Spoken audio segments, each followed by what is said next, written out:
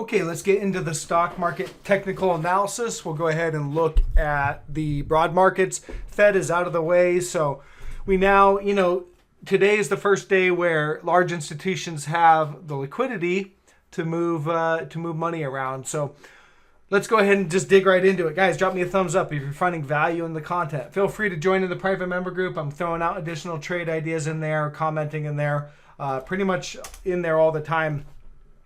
Gave out a trade idea this morning on triple Qs, guys. So we broke resistance. All right, that is what's going on right now. So we had this downtrend line. All right, we had a couple reactions. We had a reaction here over the last few days. Today, breakout. All right, that is a breakout for sure, and it is. Let me kind of just zero the chart in. It's a breakout. Now we did run into, basically.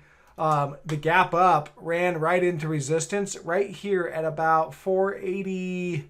Oh, it's about 45.75. That's also this bearish engulfing candle that was put in. Big kind of rejection candle. So that's resistance, and that's basically where we're trading at right now. So if, again, that's resistance. We gapped right up to resistance. We should see a pullback. That should, maybe a pullback to the trend line.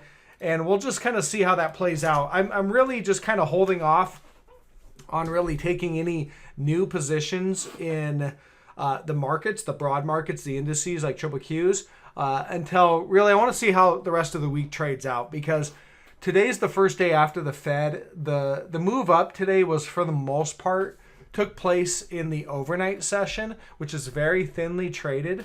And I'll show you guys that here in a second. And then the price action today, we still have about an hour and 20 minutes to go before the market closes. We haven't really been moving too far up. So I want to see where the market closes by the end of the week is really the most important to me. So I'm going to just kind of hold off. I'm not adding to any short positions for sure. And then additionally, I talked about the video that I put out yesterday, how I was lightening up on my short positions into the Fed. And that's what I did. I kind of lightened up because the trade could have gone anyway. Took a fairly small short position into the Fed, and I'm not adding to that right now. I'm just kind of holding off. It is a breakout as of right now, and so I mean that is that's bullish until proven otherwise.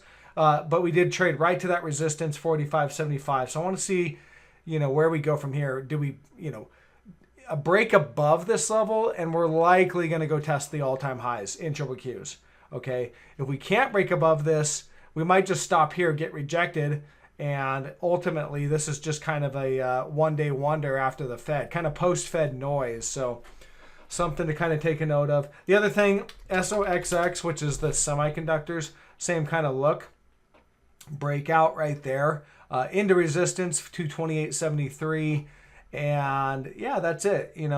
So again, no reason to add to shorts because we did just break out of a downtrend. But, we want to see how the market trades closing out the week. One thing I do want to point out, let's look at the SPY. And this is what I want to point out. All right, SPY's at all-time highs. So the S&P 500 is at all-time highs today, breaking out above that former resistance level. You can see there, and we're breaking out today, post-Fed. We'll see where the week closes. We do have, as of right now, this high is a divergent high. That's negative divergence. Let me just kind of clean up the chart to show you guys. See the momentum? We're making a new high on price, but momentum is less. Now, it's not confirmed because you don't have the RSI pointed down and you don't have the PPO pointed down with a crossover. So not confirmed divergence, but it is a divergent high that if you see selling from here, it's going to confirm that divergence, and then at that point there's a good probability that there's going to be more selling. Divergent highs have a higher probability of getting sold into, so we'll keep an eye on that. I'm not doing anything here on the SPY, not taking any new positions on that, but I do want to kind of see how that trades out the week. The close by Friday will be telling. The other thing is, if I open up the market hours, I got to go down to the hourly chart to do that. But if we look at the extended trading, which will show the post-market from yesterday after the Fed and the pre-market this morning, you'll see here, a large part of the move, here's the regular session yesterday after the Fed. and then big move in the pre-market, and gap up and a decent sized move in the post-market, in the post-market yesterday and the pre-market. So, but that's very thinly traded. Look at the volume. All right, see the volume down here, extremely low volume because after market hours has really low liquidity, which means you're not going to see big institutions taking large positions in the after hours. So that's why it's more important what happens in the regular session. Now today on the SPY, yeah, I think they've stepped in and bought in general. You can see that we've continued to kind of move up. So that's one of the reasons why I'm not taking any additional shorts, and we'll probably be looking at areas to stop out of kind of this smaller position.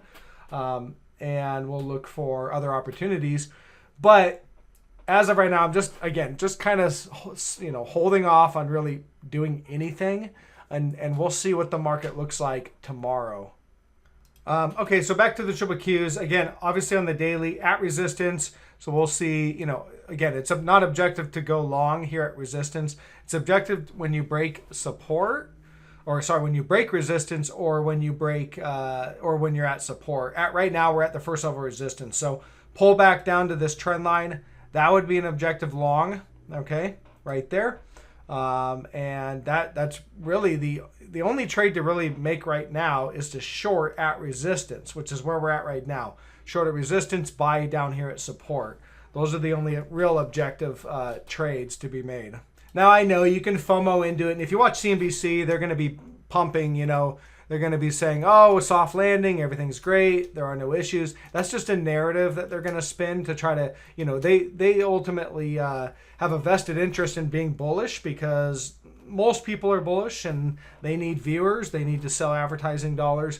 So in general, they're going to be, they'll be kind of drumming, beating the drums, the bull drum. So don't fall for that. Ultimately what I do is just use the technicals. Right now, at resistance, no reason to add to shorts, I don't think, because we're just coming off of this breakout, okay? It is objective to be short right here. But because, I personally, I'm not adding any short exposure today. Some of the gold miners actually look like decent short setups, not actionable yet, but definitely look like they're setting up for a potential short trade here. GDX, you've got support, and then there's resistance. This is a bearish rising wedge, very cleanly defined one. We also have negative divergence that has been building, throughout this wedge here. So big negative divergence, good size bearish rising wedge. No sell signal, no reason to short yet. We need to break support. We need to break this trend line down here for the sell signal. So could continue to grind higher in the wedge. There's nothing that would stop it from doing that. And I don't see any reason to short, but it's definitely a sell, it's a setup. It's a short setup, and it's kind of on a watch. Sometimes these things can be on watch for a few weeks, for a month. Sometimes they actually don't play out. So there's no reason to actually enter the trade here, but something I'm definitely watching. And the other one, like Newmont, very cleanly defined uptrend line here on Newmont, cleanly defined negative divergence. So this one will likely trigger when GDX triggers. Again, we need to break this support line there to see that trigger. So we're just watching these. But to trade gold, you also want to keep an eye on the dollar. When I look at the dollar today, it's down, but it's not really down a whole lot. They're kind of holding this little support level right here. So we'll watch that. I don't see anything that's technically significant really quite yet, but it's not moving like you'd expect it to do. Slightly down, but not by a whole lot. The other one is the interest rates, TLT. You can see this is the long bond, so the 20-plus year bond. You've got that. It's moving lower, which means the interest rates on the longer bond are moving higher. Okay, they're moving up, and that's TNX is one way to look at it. You can see that those interest rates are actually rising, which tells me that bond traders see, with the rate cut on the short end of the curve, they see potential inflation increasing, and they want to be paid. They want to be paid for that potential future inflation on their long bond by higher interest rates on that long bond. So even though interest rates moved lower on the Fed fund futures rate, which is intranight lending, it's just kind of the intranight lending to the banks, the longer bond, which is determined by traders and the market, interest rates are rising. Okay, so just keep that in mind. Now it's only one day, so one day we have to see if this kind of can trend, but we're gonna keep an eye on that. Okay, the other thing I'm watching is Mastercard and Visa seem to be kind of bucking the trend in terms of going up today, which is interesting because these are big holdings in the XLF, the finance sector, and on Mastercard we have a bearish engulfing candle yesterday, followed by more selling today. Now we don't have a full-on sell signal because there's a trend line to watch, and we haven't broken that trend line. So that's really what I'm waiting for. I want to see that trend line break before it triggers a sell signal and a position on that one. But just something to take note of. We have a bearish engulfing. You really don't want to take out the top of that bearish engulfing. A daily close above that would negate it. All right, so potential top in Mastercard, and here's Visa, same look. All right, it's down 1%. So market participants are actually unloading Visa today in this liquidity, which is it's kind of interesting. So you see there bearish engulfing followed by more selling. Potential trend line to watch right there, and so we need to take that out, break the trend line. It's about 282-ish. Somewhere right in there. You take that out anytime soon, you're probably going to trigger a sell signal. So something to take note of. And then the biggest player, JP Morgan, I believe is up. Yeah, so that one's kind of up. So that's lifting the XLF, the financials. But it's just interesting to see those consumer stocks, Visa and Mastercard, actually sell off today. So something to take note of. And then Nvidia, that's obviously a key player right at resistance, very similar to the triple Qs. Popped it intraday, but ultimately just sitting right there at resistance. So until you take that 118.12 out, if this holds resistance, then we should go lower. All right, and if Nvidia moves lower, then you're most likely going to see the triple Qs move lower. Now, there's no major sell signals on this. We have an uptrend line way up here, all right, to watch. So they could pop it up to that uptrend line. That's another level of resistance.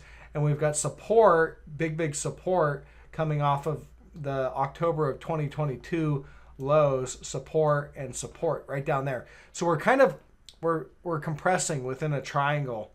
And so it can still kind of move around within this triangle. And technically there's no, from a swing trader's perspective, there's no real change. Now we break above the downtrend line, and that would be bullish, probably going to make another leg higher in Nvidia. You break below the support line, and that would be bearish, which would very likely usher in quite a bit more selling in this one. So again, that's kind of why right now on my positions, I'm just kind of holding off. I'm not taking any new positions, really just kind of waiting to see how the dust settles and see how the large institutions really trade throughout the rest of the week.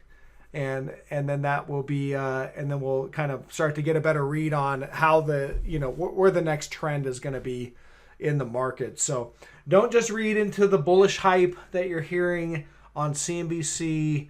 And, oftentimes markets kind of top out on very bullish momentum or bullish hype, I guess. The big institutions, if they want to unload positions, they need volume and they need liquidity, which means no better time to unload a position into a retail hype mania that's being pumped by the media, okay? They don't want to unload when everybody's panicking. That's not how they move. Large positions, they don't want to unload when everybody's panic selling into a loss. They want to unload their positions into a mania when there's liquidity so that they can then that's how they move positions. They need liquidity, they need volume in order to do it and get the best possible price. So doesn't mean that's going to happen. I'm not saying, as of right now, we did break out from some of those downtrend lines, so definitely no reason to add to shorts, but I'm not completely sold that we're going to just continue to rally. Okay, I think there is an opportunity that we could break down. But again, I'm not adding, and if anything, we continue higher, I'll look to stop out, and we'll look for other positions. Again, if you're interested in trade ideas, check out the private member group. I'll catch you guys on the next one.